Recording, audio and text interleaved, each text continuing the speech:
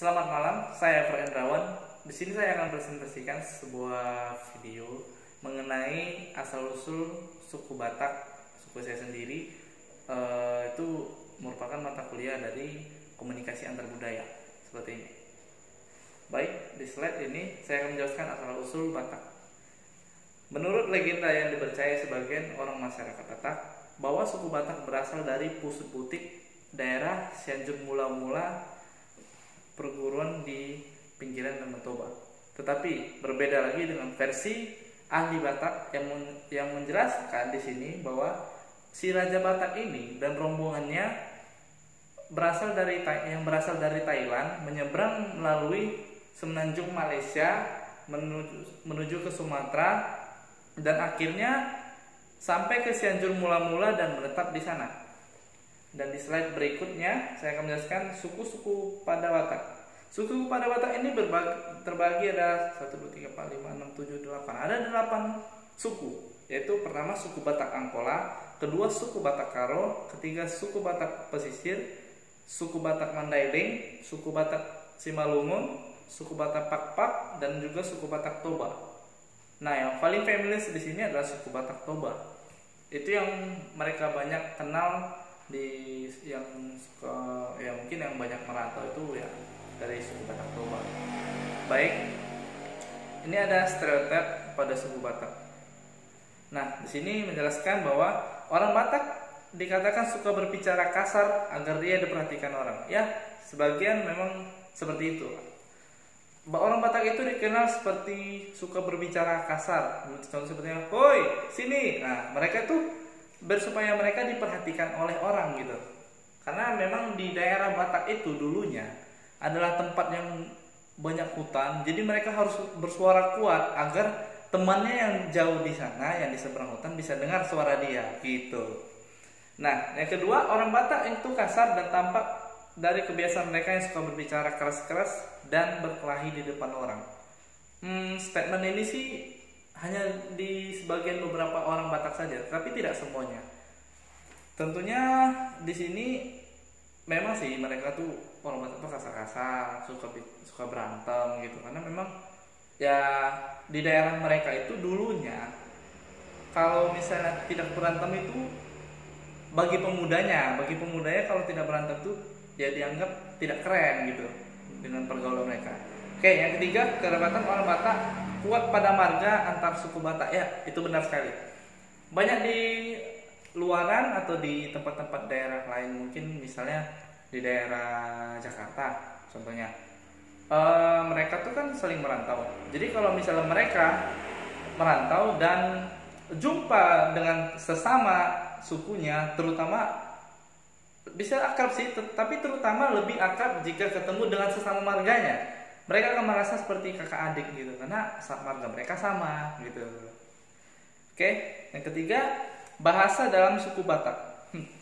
Bahasa dalam suku Batak ini tergantung dari suku dan daerahnya. Antara lain bahasa Karo, bahasa Mandailing, bahasa Simalungun, bahasa Toba, bahasa Pakpak, bahasa Angkola, dan bahasa Batak Pesisir. Dan di sini ada makanan khas suku Batak. Saya lihat di sini ada itak gurgur. Itak gurgur ini merupakan campur berbahan kelapa dan santan dan juga tepung beras yang nanti di dalamnya itu ada gula merah yang nanti seperti digomak begitu lalu dikukus, dan itulah seperti itu. Seperti kalau nggak jauh sih dari seperti lapet, seperti bolu kukus, seperti itulah masaknya, seperti bolu memang dikukus gitu.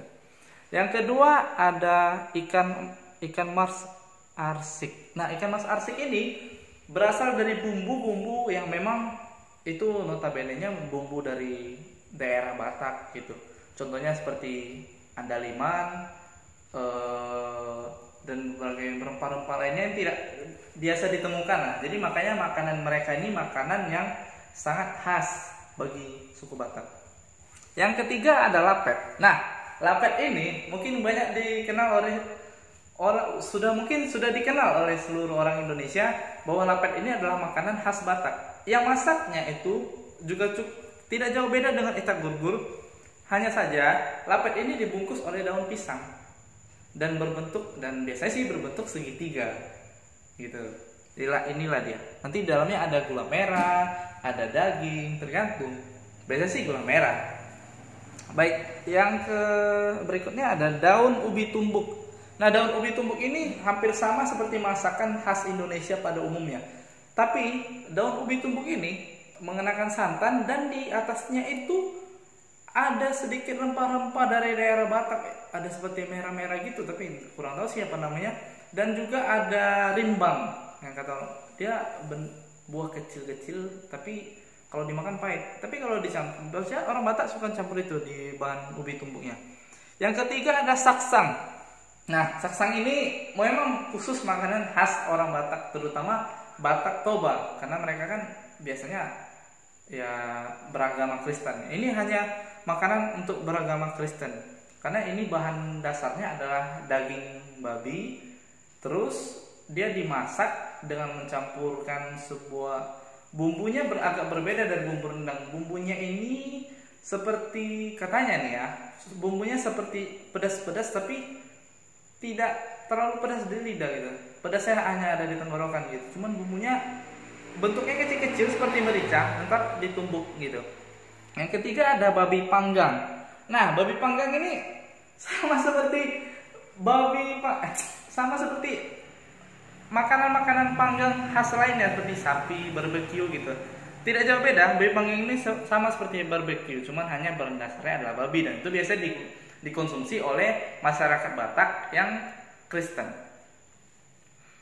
Dan yang berikutnya ada pakaian suku Batak. Pakaian suku Batak ini ada sortel dan kain ulos. Kain ulos ini yang biasa digunakan oleh khas orang Batak. Biasanya sih kalau untuk formal sih biasa pakai kain ulos, pakai jas, lalu memakai kain ulos, itu untuk formal. Biasanya kalau ada Batak sih sudah pakai satu ini pakai ulos lagi gitu. Itu di daerah asli Bataknya. Dan berikutnya ada rumah adat suku Batak. Rumah adat suku Batak ini bernama rumah bolon, yang bentuknya itu atapnya melengkung, lalu mengenakan ada kakinya di sini. Konon katanya rumah ini seperti rumah panggung, dan rumah panggung itu di bawahnya itu dulu dipergunakan oleh raja-raja Batak itu sebagai penjara untuk orang-orang yang melanggar hukum. Jadi mereka penjaranya orang Batak itu dulu di bawah rumah panggung masyarakat, atau di bawah rumah bolonnya masyarakat maupun raja gitu. Jadi di bawah itu adalah para pelanggar hukum di daerah Batak dulu, daerah Toba sana, daerah Samosir, terutama sih yang masih kental sih yang ada seperti ini rumah adatnya itu di daerah Samosir, Pulau Samosir, tepatnya di tengah Danau Toba. Di situ masih kental banget suku Bataknya. Dan juga ada mata pencarian orang Batak. Mata pencarian orang Batak ini adalah penangkapan ikan. Penangkapan ikan ini mereka itu menangkap ikan seperti ikan mas itu contohnya di Danau Toba. Jadi mereka seharian itu yang menangkap ikan di Danau Toba. Tidak seperti nelayan pada umumnya yang berada di laut, tetapi orang Batak ini berbeda. Mereka di Danau Toba karena mereka menganggap ya Danau Toba itu adalah sumber rezeki. Jadi mereka mengais rezeki di situ. Kadang ada yang mengenakan tambak ikan, ada yang langsung menangkap bebas ikan gitu. Tentunya dengan berbagai peraturan daerah yang khusus di situ. Yang berikutnya adalah bercocok tanam padi. Yap, orang Batak ini suka bercocok tanam padi terutama di daerah Lubuk Pakam, Sumatera Utara. Nah, jika kita berkunjung ke daerah Lubuk Pakam, Sumatera Utara, itu di situ banyak sekali padi. Karena mereka adalah penghasil beras yang cukup kuat lah, cukup diakui di Indonesia gitu, daerah Lubuk Pakam. Dan yang ketiga, berternak babi. Nah, berternak babi ini tentu dilakukan oleh masyarakat Batak, terutama yang non-muslim. Karena mereka itu dulunya di kampungnya memang berternak babi. Karena masyarakat Batak ini kan juga mengkonsumsi daging babi yang tadi saya sebutkan sebelumnya. Itu ada makanan khasnya seperti saksang dan babi panggang. Dan berikutnya kebudayaan suku Batak. Nah, kebudayaan suku Batak ini ada Marta Rombo. Marta Rombo ini contohnya bertutur dengan mencari saudara-saudara yang sudah merantau satu darah dengan dia gitu. Mereka mencari saudaranya yang sudah merantau, jadi ya berkumpul, jadi martarombo katanya. Ada Hamoraon. Dalam adat Batak, Hamoraon memiliki makna kehormatan. Ya, aspek kehormatan yang dimaksud dengan keseimbangan nilai material atau spiritual. Berarti di sini ada unsur spiritualnya juga khusus gitu caranya. Kedua, menikah dengan separiban atau sepupu. Mereka orang Batak mengatakan pariban itu adalah sepupunya. Jadi mereka tuh biasanya menikah dijodohkan dengan sepupu dari yang juga salah satu dari keluarga mereka sendiri. Gitu. Jadi mereka dijodohkan seperti itu. Yang terakhir ini ada tidak boleh menikah dengan satu marga. Yap. Mengapa begitu? Orang Batak banyak menyebutkan mereka tidak boleh menikah dengan satu marga karena dulunya asal usul marga Batak ini berasal dari nama-nama raja. Contohnya seperti Tobing, Sinaga, Napitupulu. Itu mereka tuh dulu adalah nama orang, nama seseorang, merupakan nama dari anak raja. Jadi kalau ada keturunannya berarti dia mengikuti marga ayahnya, dan mereka tuh menganggap mereka adalah saudara dan tidak boleh menikah. Seperti itu dalam budaya Batak. Walaupun berbeda keluarga, berbeda gen, tetapi jika satu marga mereka tetap tidak boleh menikah karena mereka menganggap itu adalah saudara. Dan ini ada senjata suku Batak seperti pisau karo, hujur singiris, pisau gading, pisau gajah dompak, dan tunggal panaluan. Hampir sama seperti keris.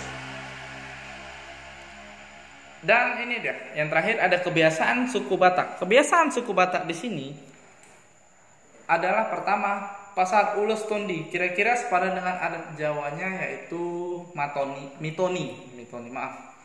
Yang kedua ada hasosorang ni buha baju atau kelahiran anak pertama. Yang ketiga ada paebaton buha ni opungna, membawa anak pertama ke rumah opung orang tua dari ibunya.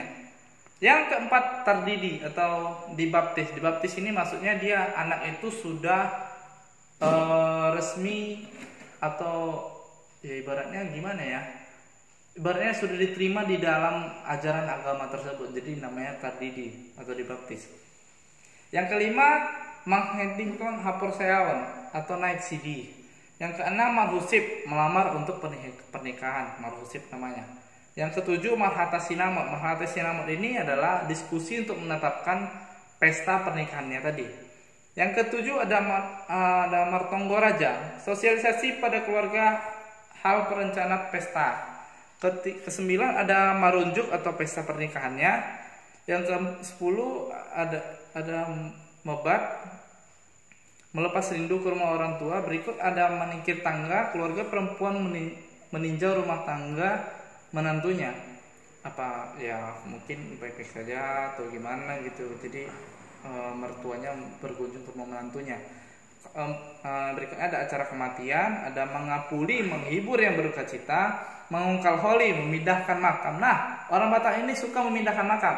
Misalnya gini, kenapa mereka mengungkal holi? Jadi menurut kepercayaan Batak itu dulunya, jadi mereka kalau misalnya sudah meninggal, sudah jadi tulang belulang, makamnya dibongkar, tulang belulangnya dimasukkan ke dalam suatu peti, nanti dimasukkan ke dalam rumah adat Batak gitu. Nanti dikumpulkan situ mulai dari sisilah keluarganya tibanya. Misalnya dari opungnya, dari bapaknya, anaknya, cucunya, sampai keturunan-keturunan yang banyak nanti akan berkumpul dalam satu rumah itu gitu. Itu mangkal holi namanya. Cukup spiritual sih. Yang berikutnya ada memes tahun tombak niompu, peresmian makam moyang. Yang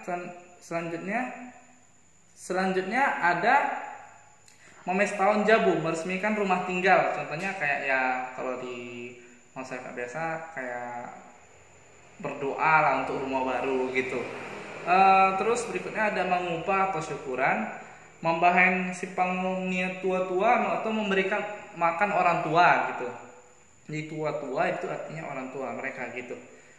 Terus manulangi atau menyuapkan makan orang tua, Pamapaon marga Tuboru Sileban memberikan marga untuk perempuan non Batak. Misalnya gini, maksudnya adalah misalnya seorang lelaki Batak menikah dengan perempuan yang bukan orang Batak, lalu perempuan tersebut harus memiliki marga agar bisa menikah dengan lelaki si Batak tadi. Nah, dengan acara pamapaon marga Tuboru Sileban itu mereka si perempuan tadi dimasukkan ke dalam adat Batak lalu diberikan marga oleh sesuku dari orang Batak tadi. Yang berikutnya adalah mangalua, yaitu kawin lari gitu. Yap. Mungkin segini saja dari presentasi saya mengenai suku Batak. Ya, mohon maaf bila ada kesalahan kata dan pengucapan. Ya, saya sebagai manusia biasa yang tidak luput dari kesalahan. Saya akhiri presentasi ini dan semoga penjelasan yang saya berikan sesuai dengan presentasi yang ada di dalam PowerPoint ini. Berikut saja, terima kasih. Selamat malam, saya Efraim Gunawan, kelas 2 Public Relationship reguler A. Terima kasih.